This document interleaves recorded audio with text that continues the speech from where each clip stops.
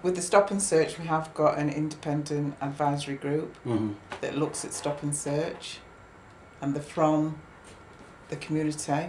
They're independent to policing, so they do look at the stop and search body-worn videos and see if there's anything that is officers are not doing right or correctly when they're stopping and search. So we are having that as a benchmark of how we are doing stop and searches. And I think to date, I don't know if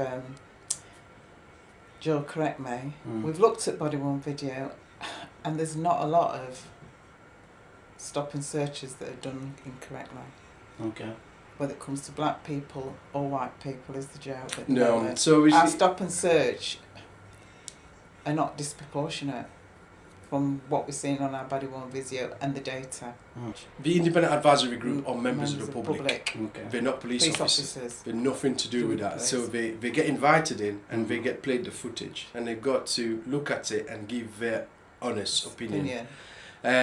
So from the data I've just mentioned in terms of the April to June, so out of the 2,788 people, 1,530 are from white heritage, 151 from black heritage. So in terms of percentage, it's 0.5%. So people from white heritage is 54%, and Asian heritage is 0.7%. So the black heritage is 0.5%. But that's obviously unique to South Yorkshire. This is not the national average. Welcome to Inside the Continent on AVP Radio. I'm Baillor Jalloh.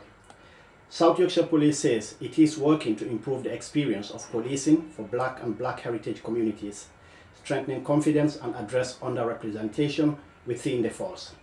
But confidence is not built through consultation alone. It rests on whether communities can see what was heard, what changed, who is responsible, and when results will be published. We understand that 2 online community events were held in July. Today, we will establish who took part, what was raised, and what action is expected to follow. We will also examine published events on stop and search, taser use, workforce representation, and positive action. My guests today are Gourdin, a positive action officer, and Pamella Russell, a witness liaison officer, both from South Yorkshire Police. Welcome, guys, to the show. Thank you. Thank you for having us. Right. Before we go any further, if I may ask Joseph, for you to give our guests a clear understanding of who you are and how long have you been with the force? Yeah, so my name is Joe Gourdin. I'm a police officer with South Yorkshire Police. I'm a sergeant in the police. I've been with South Yorkshire Police now for over 20 years. I've been with the police force, and currently my role is positive action. Do you want me to explain a bit more about positive action now, or? We'll come back to that later. I just wanted to know who you are, just for the benefit of our audience, who will be listening. Great stuff, yeah. Right, Pamella, yourself? Pamella Russell, I'm a witness liaison officer. I've worked for South Yorkshire Police for almost 25 years. And that's what I do. I could go into what I do, but I could probably do that later. A lengthy experience for both of you, 25 years. That's a very good experience within South Yorkshire Police. Right. Recently, we've been hearing so many things about South Yorkshire Police trying to kind of like engage with the black community or black and heritage communities within South Yorkshire, which is what you guys are here today for, in terms of the positive action engagement. Yeah, so talk to me, what's that engagement all about and how does it entail? So positive actions are some measures and organisations so South Yorkshire Police takes on to help communities such as the Black Heritage community. You know, and we know, you know, the Black Heritage community, I've had a tough time, and sometimes I find issues, you know, people feeling included in certain things and with everything that's happening in the world nowadays. So when we do a recruitment process, we closely watch, you know, the people that are applying and what's their background, where they're from. And we do see we have got a lower intake from people from a black heritage community. So part of positive action is better understanding why people or your young people won't look at us as an employer. We have got some of the answers. We know stuff that's out there in the social media, things we've seen, personal experience, parents' experience, and a lot of this, like you've mentioned previously, is been done in consultation. It hasn't been done directly with the people and with these communities. And what me and Pam we are doing, we actually go into these communities. We're going inside these communities. We are talking to people face to face. We go to universities, community events. We go into school, and we are talking and engaging with young people to get their views. Because sometimes when they are with their parents, their views are slightly different. And by engaging with them at that level, we have seen that we have got a big proportion of young people from black heritage actually are interested in the police. And we've come across where a lot of them really, they didn't realise that South Yorkshire Police has got, over 100 roles. Police officers is a fraction of that. We've got, people like Pam here, witness care. We've got people in finance. We've got people in our digital team. We've got people in HR, in our legal team. We have got people everywhere within the organisation. You don't have to be a police officer to be part of the South Yorkshire family. So that's one of the messages we've been pushing out there to people, that if you don't want to be a police officer, that's fine. There are other options as well. And positive action as well, it's about, we know when we do recruitment, a big proportion of people who comes to us, they actually know a police officer, they're related to a police officer, or they already work for us as an organisation. So when they go through the recruitment process, they are actually very aware of what they are going into. They're not going in blind. So positive action is really about identifying these people from the black heritage community that hasn't got any of these links. They're coming to us at the moment blind. So we're trying to undo that. And what I'm trying to do through my work, but positive action, is we're giving them support, one-to-one support, explaining our processes, explaining that it could take 12 months for them to join, but explaining what they can do if they lack experience, what they could do to actually make sure they got a little bit of experience, a bit of lived experience to join us. We do workshops, and I will do like a tailored support to make sure that what they want, we make sure we offer that. And we have seen some success in relation to that. We've had a few people who's managed to get through at the end with the process. But what positive action is under the Equality Act, it is legal. We can do it as an organisation. And we're trying to push that more, and that's the reason we are here today, to make people aware that it does exist, it is here, we are here to help, and there are multiple people within the organisation that are ready to support people. We do a body scheme at the moment, so if you are wanting and really interested in joining South Yorkshire Police, we can get you linked up with someone within the organisation that can actually show you and explain to you what their day-to-day life is like, what it's like to be a police officer. And yeah, positive action is about attraction, engagement and recruitment at that stage for me. So can I bring Pamella in? In terms of these two recent events that you recently held, if I'm not mistaken, on the 9th of July and the 13th of July, who attended? It was for anybody that wanted to, whether it be black heritage or not. It was people from who run organisations that particularly focused on black heritage groups, and it was to explain how we are trying to engage with the black community, gain the trust and confidence, and what we're doing in that space. And as Joe's already alluded to, in order to attract and speak to different people of black heritage, you have to engage. Definitely. You have to engage, you have to be visible, you have to go out there, you have to go to different events, you have to speak to people. And the only way in gaining that trust and confidence is by speaking to people. Speaking of confidence though, many people will be wondering, why now? Yeah, it's a good question. But when is it ever going to be right? I feel that right now, with what's going on in the UK and abroad, on in different police forces, and we always look at the Met as one that's setting an example. This is the time for it, and we're going to be consistent. We're not going away, and we've seen so much things on social media about how the police are treating different people, especially of black heritage, and the confidence of black heritage people have always been at a low. This is the time now we need to step it up. And you mentioned that you are going to stay, which is one of the things in it. Many people see this as maybe a one-off thing, that sometimes the police come to the communities to say, look, we want to engage, we want you to talk to us, we want you to tell us our problems. But when they start talking, then after a while, you know, it's just about box ticking. No, it's not box ticking this. Definitely not. I won't be sat here today, I'll tell you that now. Okay. It's going to be consistent. It'll go on for years. Even when me and Joe have gone and left the service, we want it to continue. And it won't be just me and Joe doing this. There's other police officers involved, there's the neighbourhood team, there's people that do different jobs within South Yorkshire Police that are involved in this. And we've also got the senior leadership endorsement on it. And they're the ones that are leading it.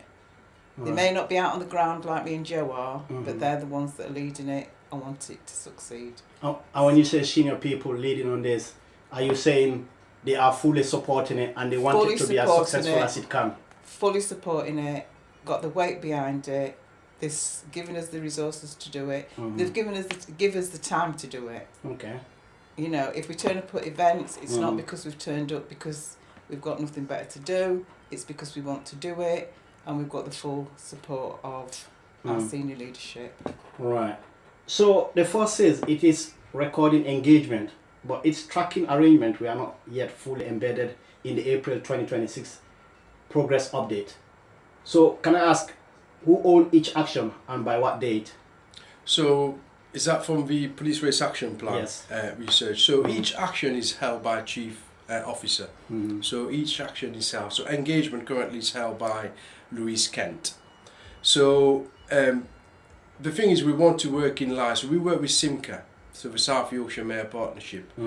And we wanted to make sure if we put something and we start tracking engagement, we are in line with them. And also, you know, the way we're going to measure stuff, what we're measuring, how we're measuring it, and whether there's a benefit to the public, there's a benefit to the organisation, and there's a benefit in doing it in the first place.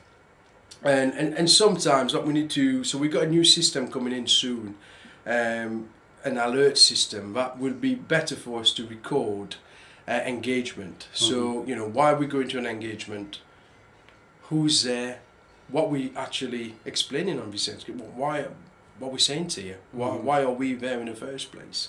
So that is all things we are working on now. So to make sure that if it's a recruitment event, we are coming and we're talking about recruitment processes, we're talking about qualification you require. As a police officer, you need GCSEs, maths and English, 4 to 9 or 8 to C for those who are old enough to remember 8 to U thing we used to have. A driving license is also compulsory. So, you know, then these are making sure that the people who's come to this event actually are walking away with something. So they know now, the young people, if they are in education, what they need in terms of education, in terms of qualification, should I say, and also in terms of driving license. But also we will talk about experience, because it comes in very handy in terms of lived experience. Because a lot of you know, the way we measure, the way we recruit people in the police is based on the competency value framework. You know, are you emotionally aware? Are you innovative and open-minded? Can you analyse something critically? If somebody's sat at home and not actually in work, or not actually part of a sports team, or aren't doing really anything at home rather than sitting at home, then they might struggle to answer these types of questions. So that's why we are doing these events where we can actually go and give them examples, or they can volunteer, they can work in, you know, pubs or clubs, they can go and do, you know, working in McDonald's or any other areas. It's not about the money, it's about the experience you're going to gain from it and the exposure you're going to get, because you're going to work with people who are different to you.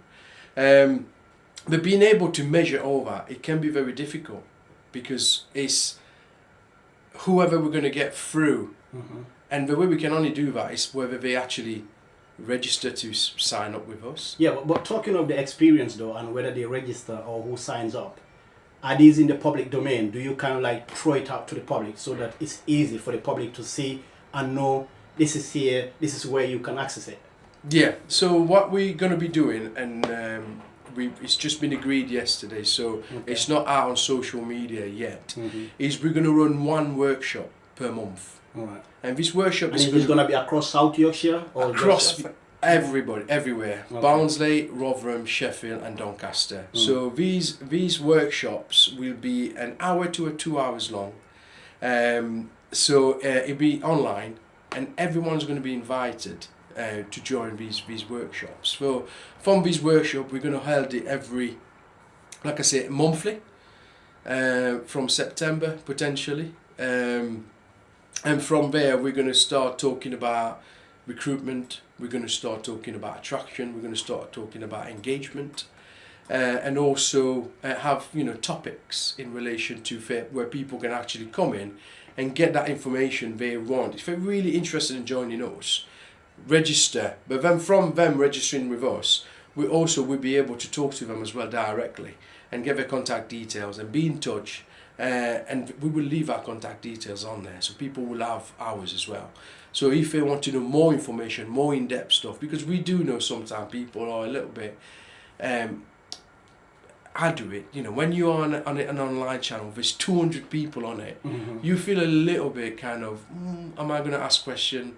Is that going to sound silly, or is that... So you don't ask that question. So we're not going to put people in that kind of position. So what we're going to do is leave our contact details. If you want to email anything you want to email, the shift pattern. What shift pattern do we work? It could be as simple as that.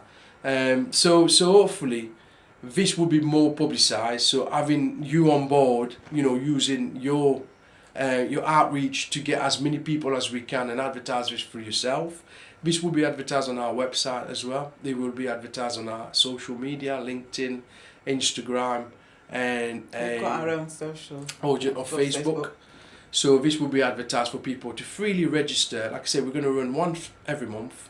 So bit of evidence base around it. The fire service does something very similar. So we do know that sometimes you'll have 20 people on. Definitely. Sometimes you might have 60.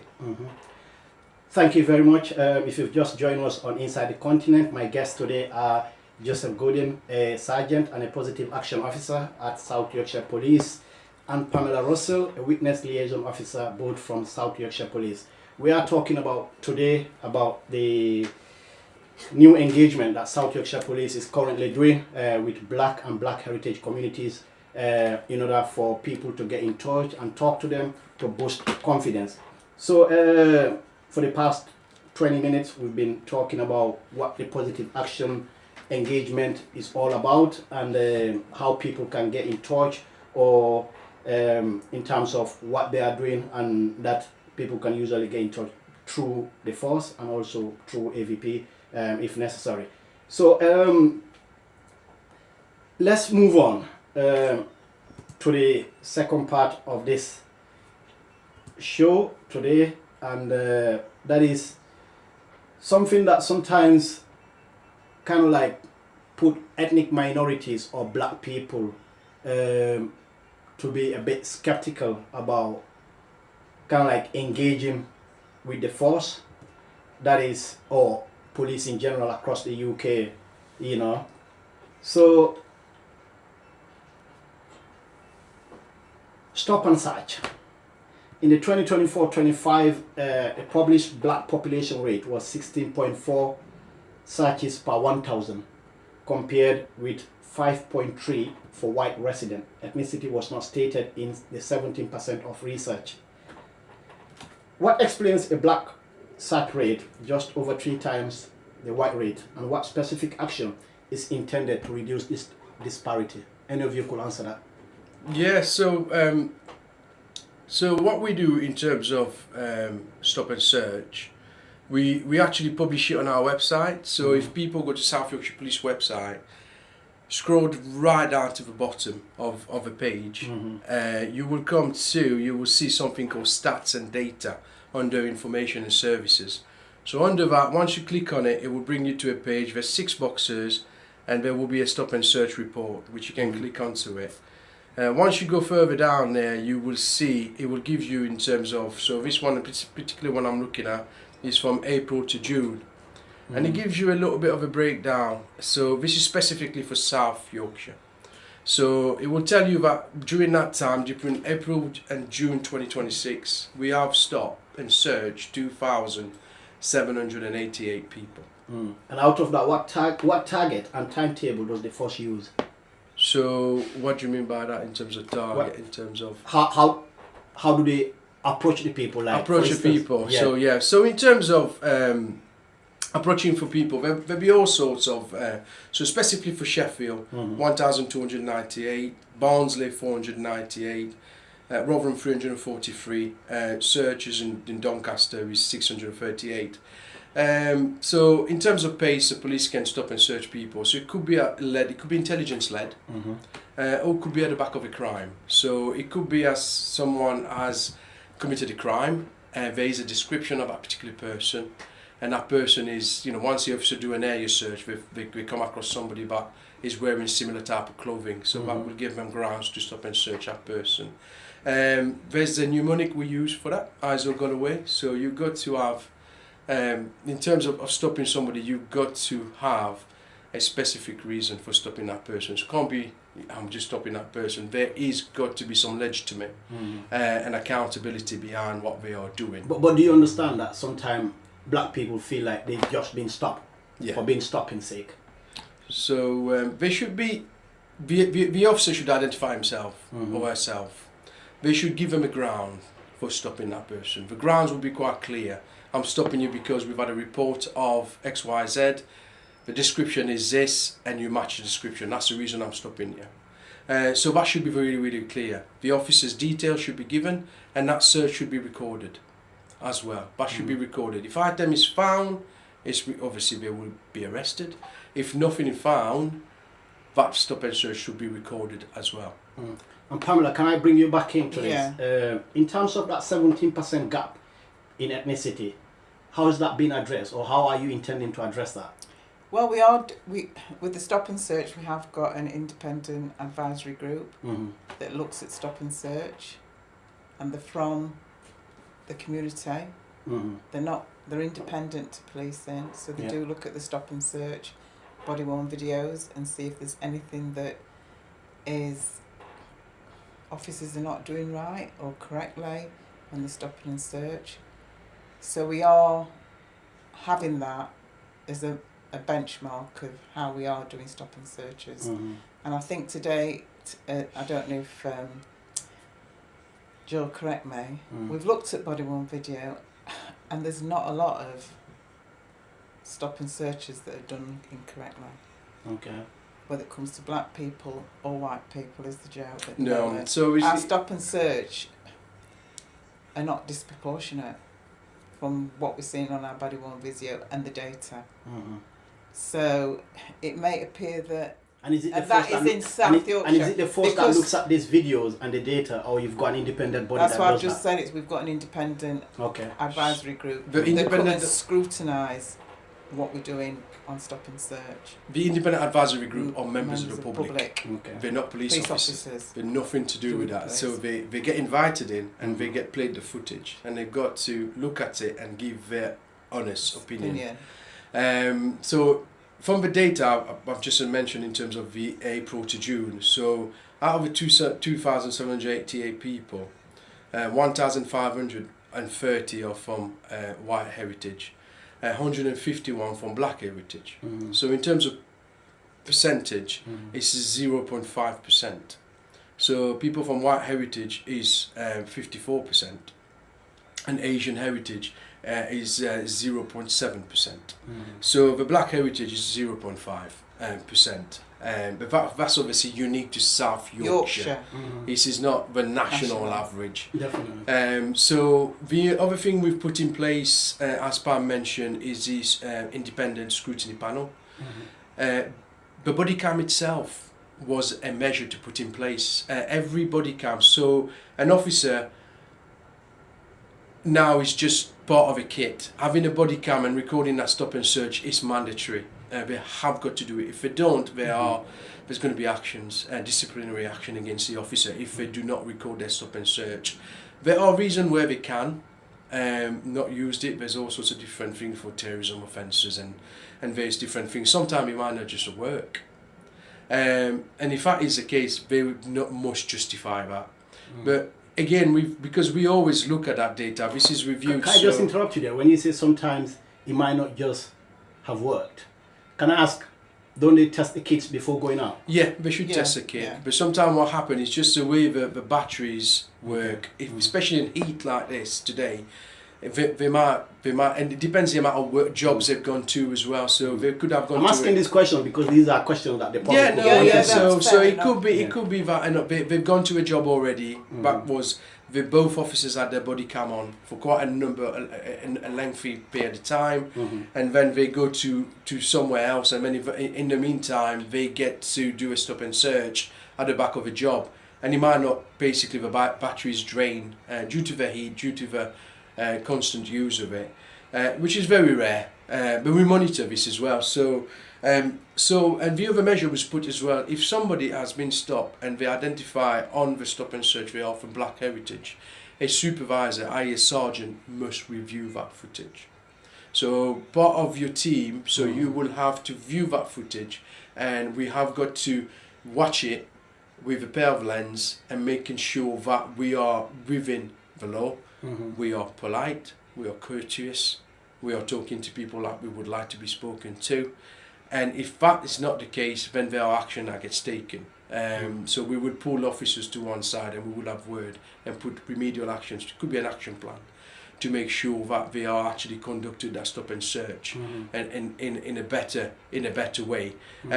Or we've had cases where officers were removed from duty to make sure we address that thing before we actually put them out there again.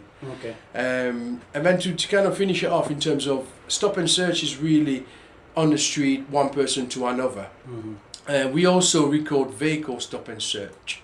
So if an officer is going to stop a vehicle, we also record that, and we also analyse that, making sure that people from black heritage aren't constantly being stopped just because they've got a brand new car, just because they've got a flashy car.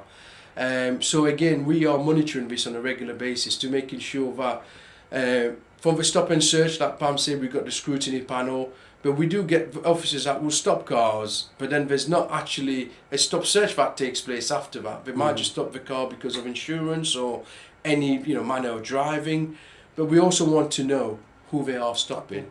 Okay. So they have got to record this as well. So this is recorded, and this is something else we monitor as well, to making sure that the stop and search, we're quite happy. The vehicle stop and search is getting there. We are getting the data now, it's coming in on a regular basis, and we can analyse this as well. Right, let's talk about use of force and taser, which also goes along with stop and search. According to South Yorkshire Police report, taser use against black groups is at 3.4 times the population rate, while describing overall use of force per arrest as practically proportional. The underlying taser data covers April 2021 to June 2024. So I'm asking, how should communities understand the difference between these or those two measures, and what conclusion should the public draw here? Yeah, I think in terms of conclusion, the data is for 2020-24. Moving on, so that particular... Well, it's the latest data. Yeah, there should be some more data coming through. The one for user tasers, so we've deployed tasers in the last, since April to June, we've deployed... We've deployed 197 times. We've deployed taser. January to April to June again. Sorry. So we've deployed taser 197 times. So when we talk about use of force, that's what we need to kind of explain to people in terms of you listening to this. When we talk about use of force as a police officer can be used in various different arenas. So use of force can be, it can be just tactical as well. So if we point a taser at somebody and red dotted someone, so the red dot, that means it's a use of force. It's what, I used to be a taser officer, so the red dot is you will say to somebody, we've gone through all the tactical options here. We've tried to persuade, we've advised, we've warned. So it's like when you've Everything's gone. exhausted. Yeah, so now we've got to go to force. So what we normally would say to people, we warn people. So we will put the taser, we will take the taser out. Believe it or not, taking the taser out is a use of force.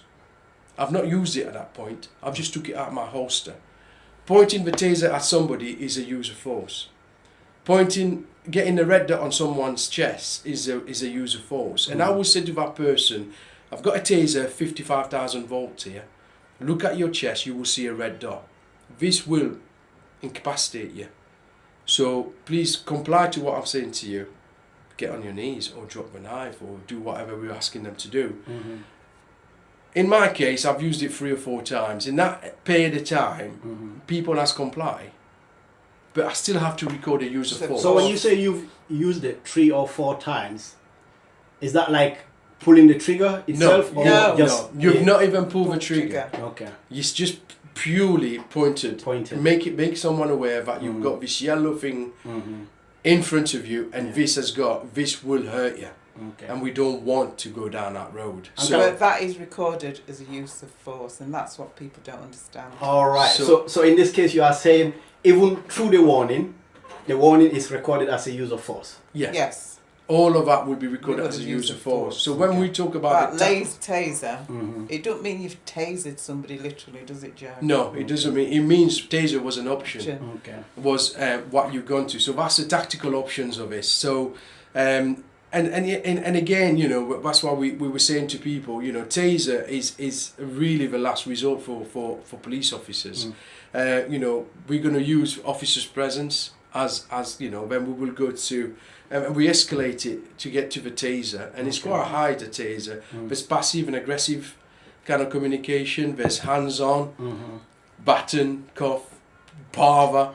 But there's all of that is use of force. An officer puts a hand on somebody, and it's a use of force. If I go like that to Joe, as a police officer, and they're the suspect, it's a use of force. It's a use of force. Which is a good thing, isn't it? Having you here, because you clarify these things. You make the people get to know how things are kind of like defined, you know, or how these terms are kind of like put to the public. And can I ask, in terms of that, because the data that we're talking about here, this is an old data, since 2024, what has changed? So what has changed? So the taser itself has changed. We've now moved to a newer taser to start with. Training for officers has changed. You know, for us personally, so we do the inclusion matters. And is there any data on this? So there should be some stuff coming out from about April to June 2026. So we make sure it's updated. So you know, what has changed really is we are talking. So better explain the tasers you use as an example. If we stick with taser, the use of a taser, the deployment of a taser is slightly different to the used. So the use could be just me taking it out, like I mentioned to you, and the red dotted, not actually deployed it. So do we need to be more clear on deployment of taser and the use of taser as an organisation? In that context, it shows to me that we should be.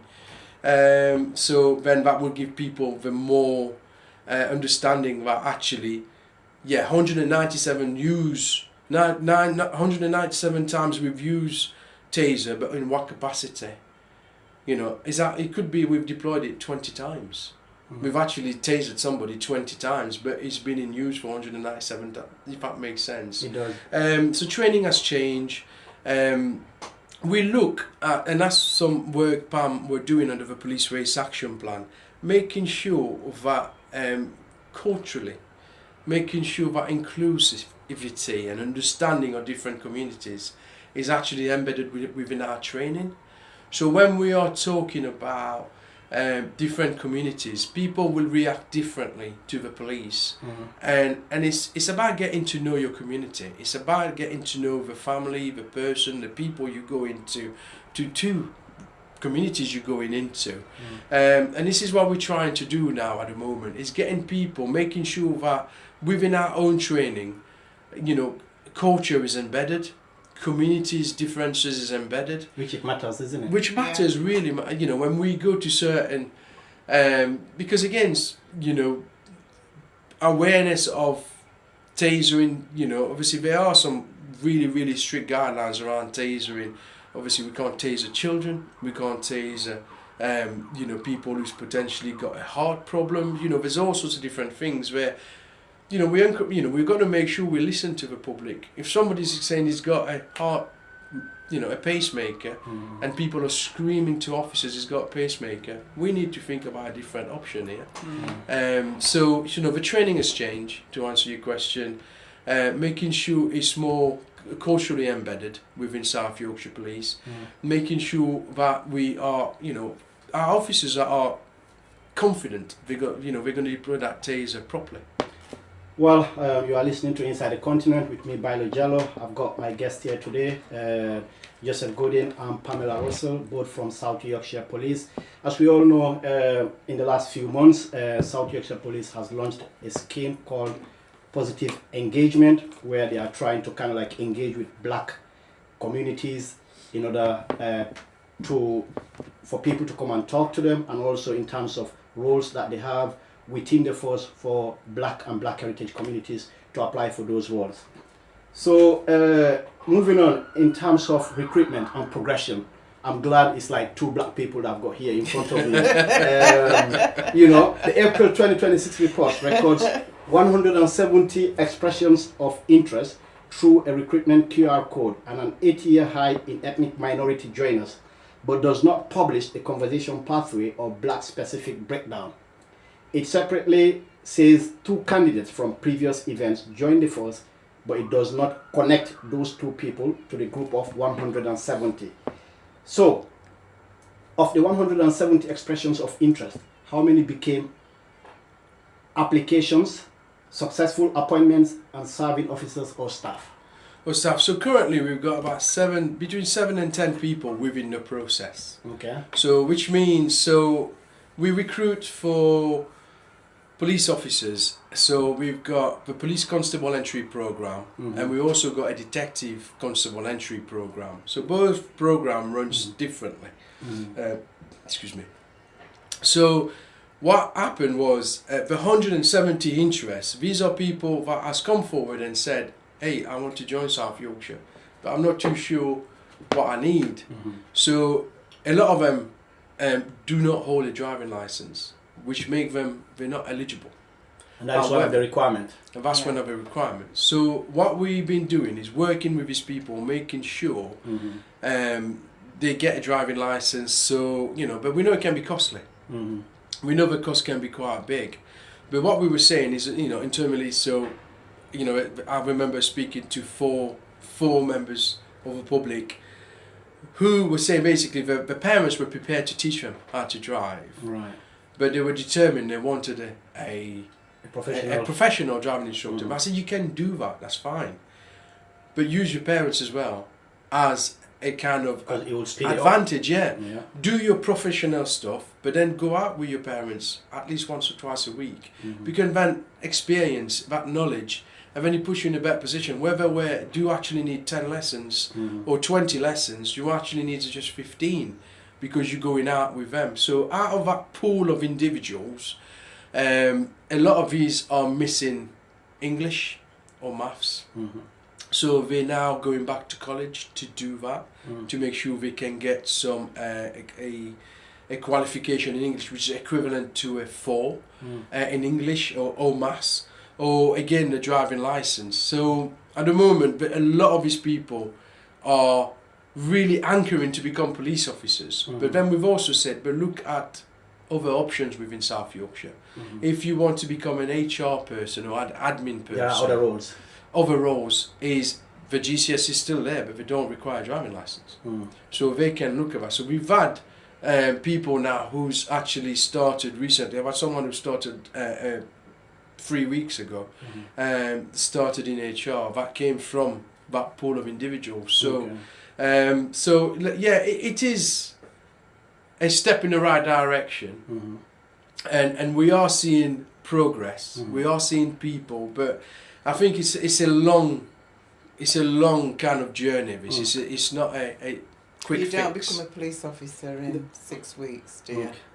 Which is one of the things, isn't it? Because let's say for someone looking for a job, you're looking to put food on the table, and if it's a long process that takes very long time, sometimes I think, in my own opinion, by the way, I'm speaking on my own kind of like opinion here, not through an experience, but I'm just thinking, will that not deter people if they are kind of like looking for work? But like Joe says, we encourage them to then look at other roles within the force, and that'll get you your foot in the door, as it were. Okay. And then while you're waiting to become a police officer, you're still getting your experience. So basically, you can get another role, work in that role, then later on switch on. Yeah, because if you haven't got your driving license, you could say, well, I'll work in HR for 6 months, get my driving license, and apply to be a police officer while I'm still employed by South Yorkshire Police. We have people that join the control room and then go on to be police officers.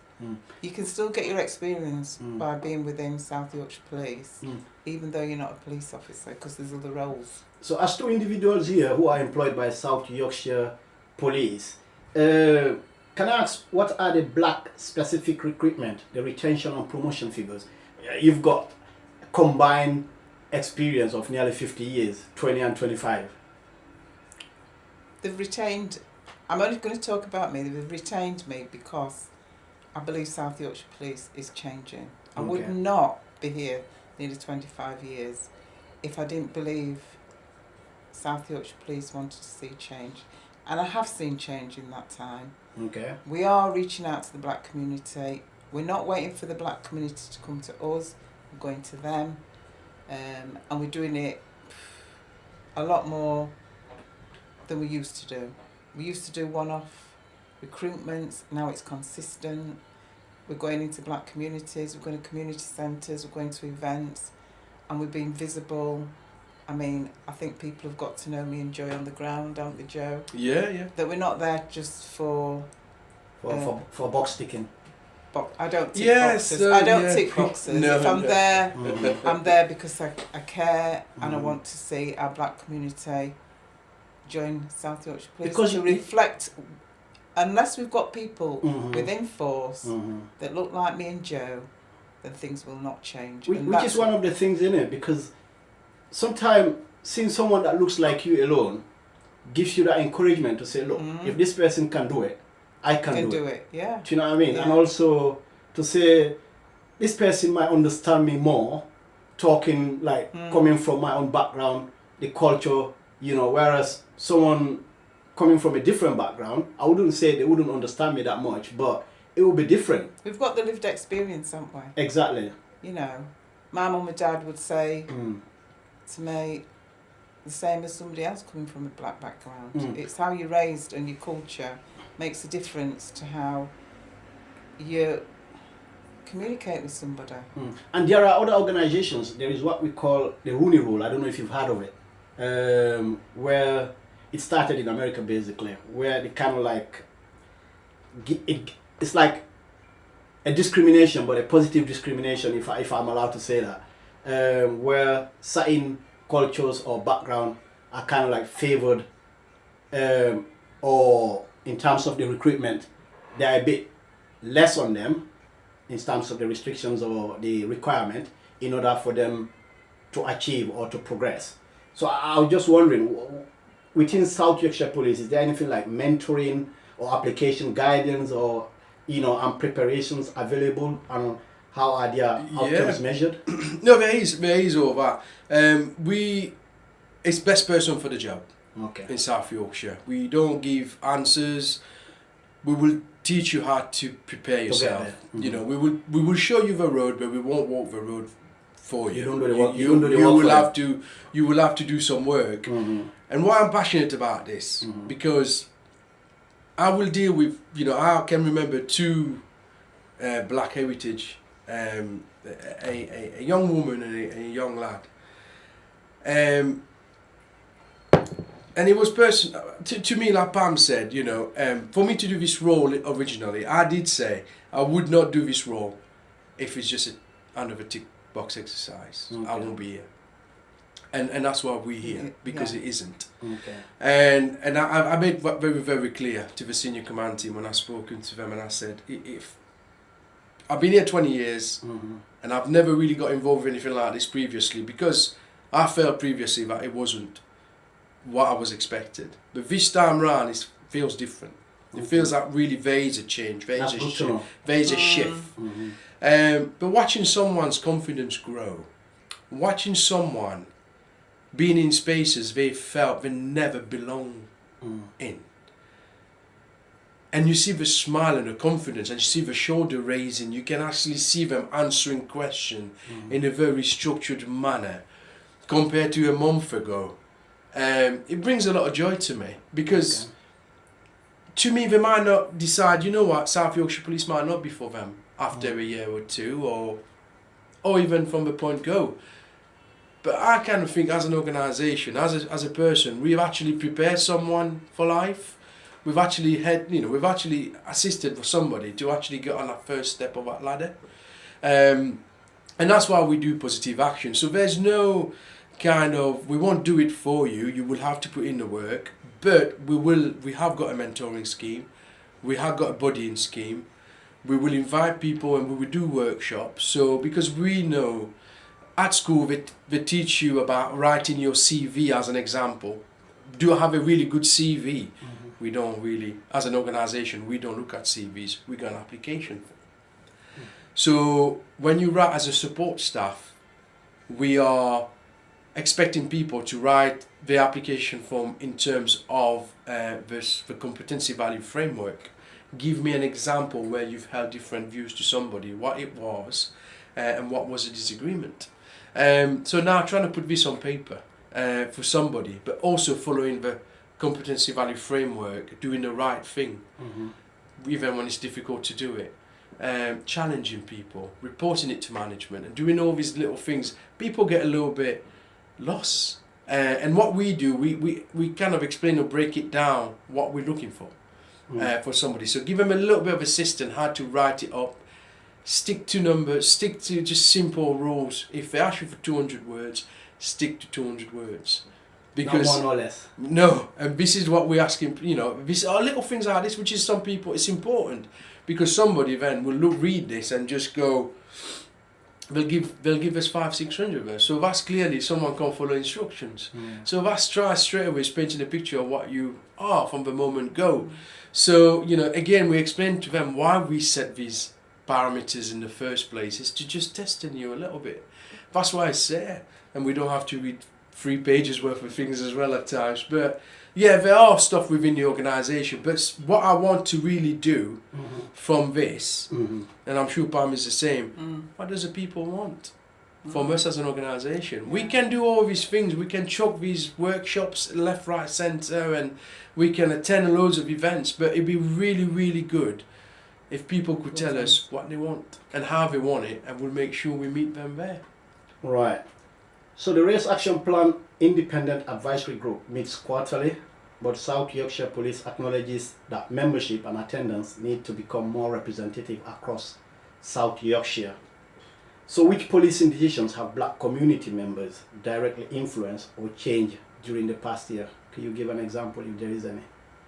Ask that question again. Which policing decisions have black community members directly influenced or changed during the past year? Let's say, how are African, Caribbean or mixed heritage women, young, migrant, disabled and faith voices represented? Well, we are looking for a more representative independent advisory group. We do have a good advisory group, but we want to include young people more. People from different backgrounds, different professions. It may be that you're not even employed, but we'd want you on that group. It may be that you're 18, we'd want to see that as well, because everybody's got their own perspective of what they expect a police force as South Yorkshire Police to look like, and we want to get that perspective. So we'd welcome anybody from whatever background to join the independent advisory group. We need to get that diversity even on the independent advisory group. So speaking of diversity and wanting to get everybody on board, how will you reach out to people who distrust the police and are unlikely to attend a police-led event? And I think that's where neighbourhood policing team comes in play and getting to know. So part of my role is about the breakdown of communities. So we are mapping our community. So that's in partnership with Simca, so South Yorkshire Mayor Partnership. So we are mapping. So it's based on electoral roll when people register. So currently we have got a bit of a visual where all different communities are. This new system coming in, we are hoping that this new system will allow us to give, and I'll give you an example of this. In Doncaster, we were approached, so the organisation was approached by someone from the Sudanese community. On paper, on the map, they were not showing. You know, we were not showing. But they've approached South Yorkshire Police and they've said they want a little bit more interaction with us. So so I ended up going to Doncaster, meeting them, and we met at a couple of events. So and we're hoping to do more and get there and do more. So we got email addresses. So what we do at the moment with them in terms of we will send them. So if there's any role coming up, and we will send them an email just to make them aware that this position is now open. Which is like a similar thing you did to me, isn't it? Yeah. Me the role that was available. You know, just can you publish it on your, you know, just make people aware, because we know sometimes because of the negativity currently on social media, that people are coming off Facebook, they're coming off social media, or they don't pay any attention to certain, like, you know, online stuff, especially for South Yorkshire Police. But they're very likely to be listening to you. They're very likely going to be listening to other, you know, social media platform that brings a lot more positivity, and that coming from yourself. So, and that's the thing we're doing. And hopefully at the end of September or beginning of October, once this system is live, and what will happen then, which should give us a visual of the community breakdown. So that will tell us, as an example, so that Sudanese community will show on our map, because I will put it there. So we know they congregate in this particular area at this particular time every Thursday. So then it's for my job to now push the neighbourhood team to be there when they're there. To get to know them. All right. So we're running out of time. We've got a few minutes left. So can I ask, in terms of this engagement that you're currently doing, what is the most challenging thing that you are finding, and how are you intending to address that? I think you mentioned it all the time. People feel like they're ticking a box, and we're only there just because we're told to be there. Told to be there. And I think for us really is that was the most challenging thing, is people, and I can understand why, because we have been there before, we have attended as an organisation, and we have said we're going to be doing all these things, and none of it has happened. However, you know, this time is different. We are here, we're not going anywhere, you know. And it feels different this time. It feels and I've different. been around long enough to know what it's been like before and what it is now, and it feels different. I can see changes. I can see how positive actions changed and how much we're trying to get out there as police officers and police staff to engage. And it isn't just about people coming to us, we're going to the communities, and we've never done it like this before. Just a final one from both of you. What will be your message today to anyone who will be watching or listening to your interview? If anybody sees an officer or a police staff turn up at an event, please engage with us. We're not there to police it, we're there to make friends with the community and gain that trust and confidence. I think for me, South Yorkshire has got a lot of opportunities that could prepare you for a lot of challenges in life, and we could prepare you for the wider kind of workforce, from the cadets, from being a special, from being a PCSO or support staff or a police officer. And for me, is, you know, give us a chance to we can show you what our organisation, or more importantly, be part of a change, and be part of that, you know, be part of that change where we transform the force completely, and knowing that you've been part of that change. So, you know, because we know what's happening in society, but as an organisation, you know, we are here for the public, and that is everybody. Doesn't matter about your background, where you're from, your culture, whatever it is, we are here to service you. So if you can work with us, come and join me, come and join Pam, and any event we do, come and ask questions. So use us as much as you can, because we are here, we are trying to give you as much as information and prepare you for anything we can. Well, there you have it. You've had it all. Come and join us, and we are here to stay. The word of Joseph Gourdin and Pamella Russell, that they are not here just for box ticking, but to stay and to serve the community. So if you have been listening, thank you for listening, and make use of what they've said. Come and join them and make use of them. You've been listening to Inside the Continent on African Voices Radio. I'm Baillor Jalloh. Until next time, thank you for listening.